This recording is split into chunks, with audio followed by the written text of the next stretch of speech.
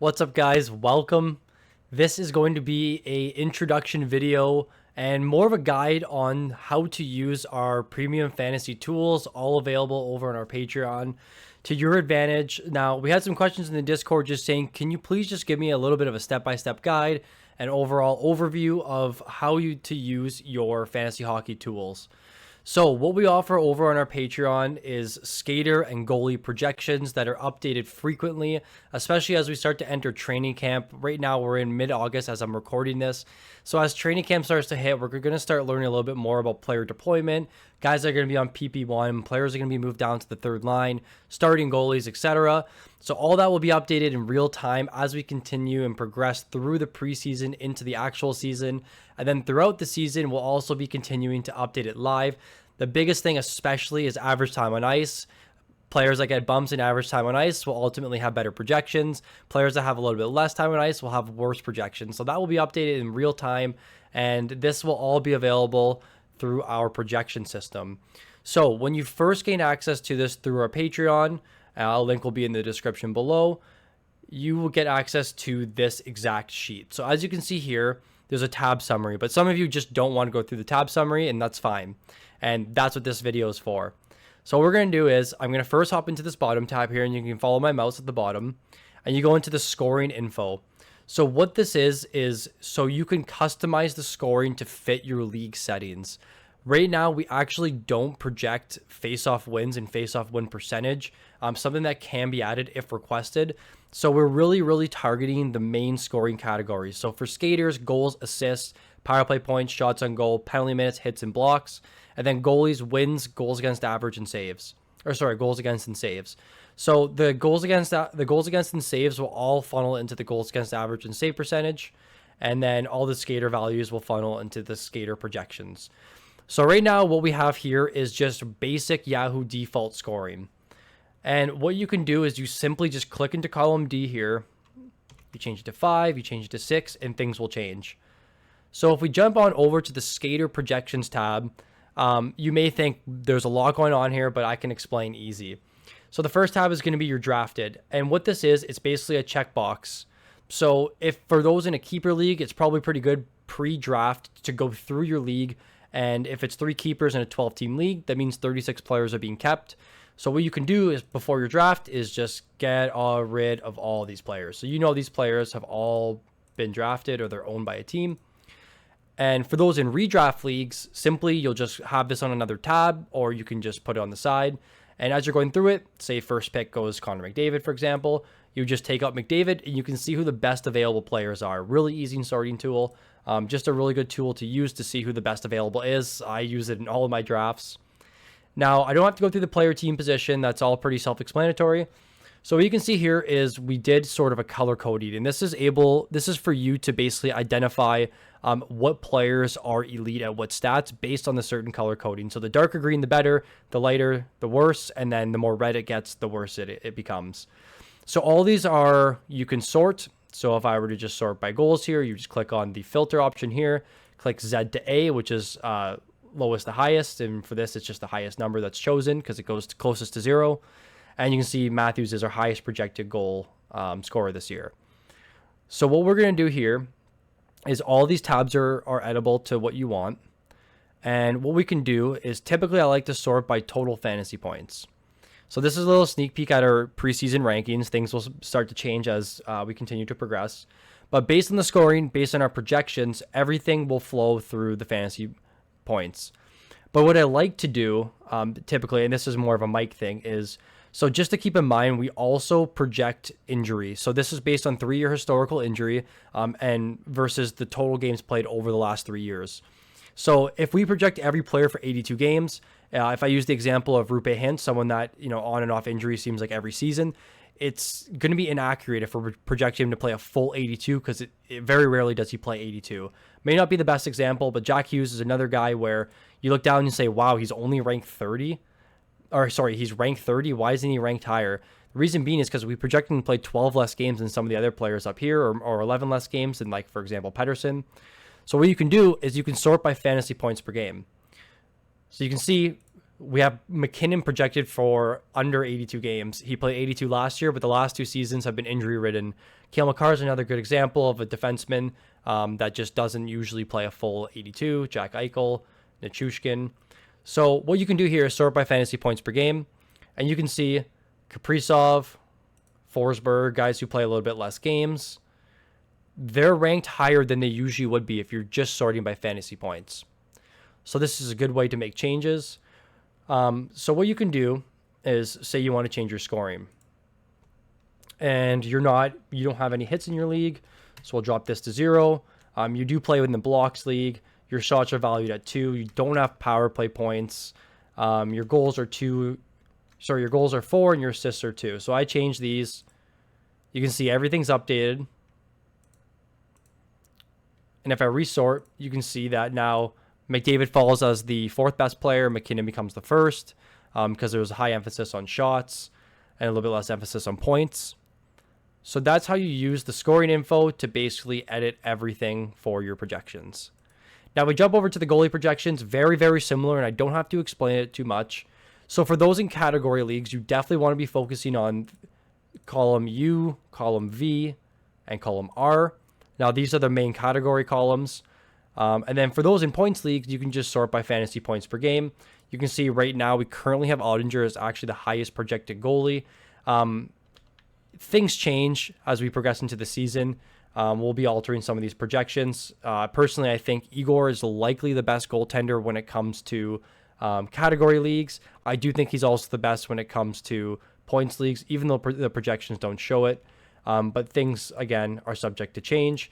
So in this sort of league setting, goalies typically with the highest volume will receive the most amount of points. And you can see that with Ottinger and Hellebuck projected for the most saves this season. And they're also projected for the most fantasy points. So anytime if you have any questions with our projections, want us to alter things, if you notice inconsistencies, all that, just message me on Discord. Super easy for us to change. Now, those are our projections. And if we jump on over to our next tool, we have the trade analyzer. So hopefully I don't think I'm blocking too much. I can see my screen here, so it's not too bad. So the way this works is what we did was we calculated the value relative to the league for each category. So we took, I think it was the top 300 players in the league sorted by points. So that accounts for the outliers in the league. And then we basically calculated an expected value for each category. And that's what's put into our trade analyzer. I know for some people that play in baseball leagues, typically you see projections that project based on dollar values. And this is very, very similar. So sometimes when you do, you compare the players. So we have 4 up here right now. Some trade analyzers will just look at it by total points. And that may be inaccurate because some players project better in certain categories than other, giving them just overall more value. So what you can do is there's a drop down here. So if you want, get rid of Bedard. I'll get rid of Hughes, Cooch, and then we'll get rid of Forsberg. So what we can do here is, say you're hypothetically in a league. I'm just going to scroll, and you get offered Adrian Kempe and Bo Horvat for David Pastrnak. So a typical trade analyzer would tell you, if you're just looking at not expected value, you see that the totals are better. So Kempe and Horvat will produce more totals than Pastrnak. But from a fantasy standpoint, and for most competitive managers, you know that there's no chance you would ever trade Pastrnak for these two guys that are drafted in 30 to 80 in drafts, because you took Pastrnak 5th overall. So what it does here is it calculates the total value and it'll average it out for all the players. And you can see that David Pastrnak is actually projected better as a solo player based on the scoring category values compared to Kempe and Horvat. And you can see at the top here, it then spits out that Team B is the winner. So maybe if I were to add Rantanen in here, then the tables turn because Rantanen's a top player. His expected value numbers are extremely good. So that's the best way to use the trade analyzer. It follows our projections. So these all follow our projections. And the scoring categories follows everything based on a rotisserie. So if everything was set to 1, and then calculates the expected value relative to the league. So if you have questions about the expected value, you can see in the league, Pasternak is the second best projected goal scorer, and that gives him the highest ranking for goal value. But you know he doesn't hit and doesn't block, so you can see that there's negative values here. So if I were to add someone like Jacob Trouba, what are his expected values going to be? It's going to be high for hits, high for PIMs, high for blocks. And that's what you can see here. 3.32, 2.01, 2.50, and then he's negative for the point stats because he doesn't really contribute to at an elite level like he does with the other stats relative to the league. So this is the best way to use it. It's very, very helpful. If you have any trade questions, definitely ask the Discord as well because we'll help you with that too. We are actively using the trade analyzer on our own end, so you should be as well. Lastly, the last feature you'll get here is our player cards. So a lot of you are interested in player cards. Everything is available through here, and it sorts. So let's go to Kevin Fiala, for example. Now you can see relative to the league, this is where he ranks. So Kevin Fiala is a very elite player all around, and that's where he ranks relative to the league.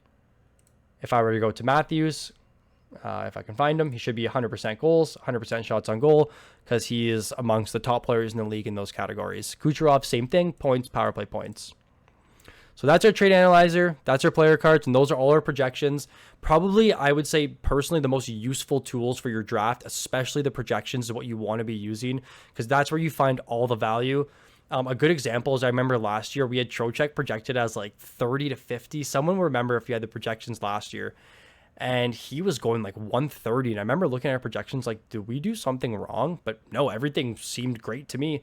And there was a lot of occasions in my drafts where I would be, around 6, 7, 8, and I'm seeing best player available is still Trocheck by a mile. And then you saw how he paid off last year as a top 30, top 40 player in some of your leagues, maybe even higher, depending on the face-off totals. So those are our player projections. So as well is you will get access to our weekly schedule, and a lot of people like the weekly schedules because especially for those that are competitive leagues, if you have 4 ads in a league, you want to be at least streaming 2 or 3 players that are going to be playing 4 off net games, and you've heard me stress this so many times in some of my videos. So if we go over to our weekly schedule, let me just, can't really see too much here, but you can see that the schedules are basically mapped out for the entire year with the off games, the home games, and then total goals against. So we're using stats from last year. Obviously, San Jose is the highest and probably the best team you want to be matching up against. But typically what you want to be looking for here are teams with 3+ off games in good matchups. So this is a great week for Vegas. They play St. Louis, Anaheim, and Colorado. 3 relatively bad defensive teams given their goals against average. And then they have 3 home games and 3 off games. So in week 2, they're a great team to be targeting. You're probably going to see them in a video. So if you keep scrolling, we basically have the whole year mapped out. These values for goals against will likely change once we get a large enough sample. I typically like to use 20 games as a minimum sample. So once we get to that point, some of this will start to change. So another good week here, you see Colorado with 4 off nights and 4 really good spots. They play San Jose and Anaheim. The Boston matchup's tough, but still really, really good, really positive. So that's how you use the weekly schedule to your advantage. Definitely want to be looking at those off games. In pre-draft, you 100% want to be using these projections. It will be your saving grace. For example, if you're lacking hits, you just sort. You see Mr. Radio. I call him Radio Gudis. You see Mr. Radko Gudis here. It'll be super helpful for you. So if you have any questions on this, just make sure you jump in our Discord. It's full of people. People are talking all the time. You can send me, FP Mike, a message, or any of the other FP members. Our moderators are great to help too. They all also have access to this. So this is available through our Patreon. This may be posted on Patreon, so you might see it there. But yeah, any questions at all, let us know. Any inefficiencies or outliers you see in the projections that you think could be wrong, let us know. We'll make sure to make those edits in live time for you as quick as you can to make sure you're all prepared for your drafts. So thanks for watching this quick guide, guys. I hope you enjoy. I said it was going to be quick, but I mean, we're almost closing in on 15 minutes right now. Looking forward to a great season of fantasy hockey content. I cannot wait for drafts. And if you're interested in the FPPL, hop on our website, hop on our Discord. We're trying to fill it up this year with up to 16 teams. It was super, super fun last year. So if you're interested, jump in our Discord, ask us some questions. We'll make sure we get you set up. Have a great night, everyone. Take care.